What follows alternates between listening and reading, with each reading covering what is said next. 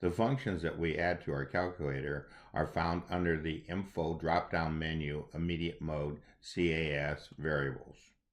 Here we will click on Finite Math.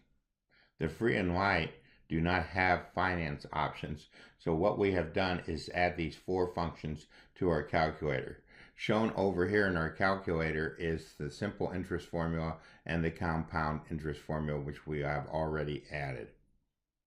We will now add the last two. Double click on loan, shift click, right click, copy, go over to our calculator, Control V, press enter. Do the same process for IRA. Double click, IRA, shift click, right click to copy,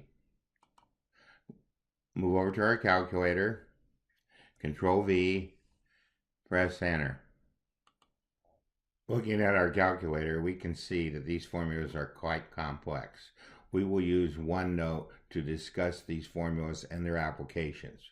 One last thing, let's press the var command, the CAS button, hit the program button, and we see that we have compound interest, IRA, loan, and simple interest all added to our calculator.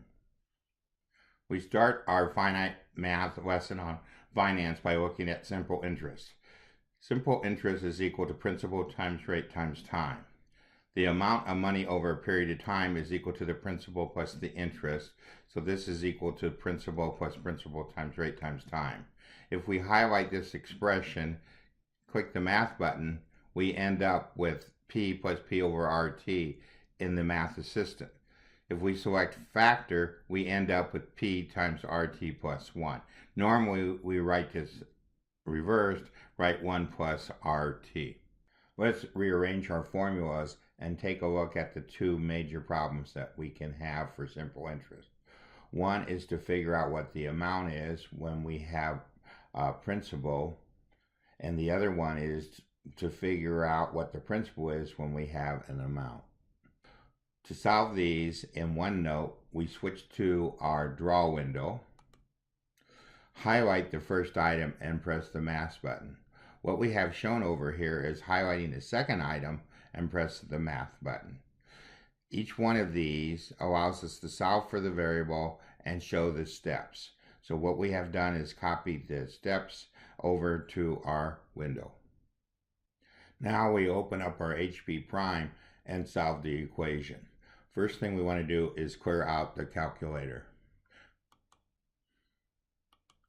We're looking for the amount in the central interest formula. So we press the var key, program, and simple interest. Then we press parentheses. We're looking for the amount, so we press X, then a comma, then the principal, which is 2,000, comma, the rate of interest, 0.05, comma, and 10 years. Press enter. So we get that this amount turns out to be 3,000. Now we work the reverse problem. Press the var key, program, simple interest. Press parentheses. In this case, we know that the amount is 5,000, so we put 5,000 in for the amount. We're trying to figure out the principal, so we put in X for the principal. The interest rate is again 5%, and the number of years is 3. We'll hit comma 3, and we'll press enter. And this turns out to be $4,347.83. Our last step will be to compare this answer with the answer in the calculator.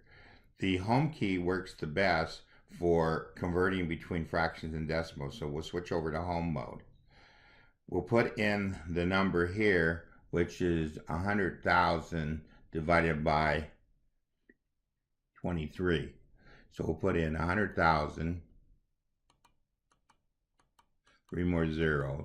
We'll just hit the divide sign, 23, and we'll press enter. So it tells us that this answer is 4,347.83, which compares with our answer that we had in CAS view. Again, switching back to home view. We might as well talk a little bit about the ABC button. If we press it here, it'll switch it back to improper fraction, and if we press it again, it will switch it to a mixed numeral, 4,347 plus 19 over 23, and if we hit the button again, it will show it as a decimal. This ends our lesson on simple interest.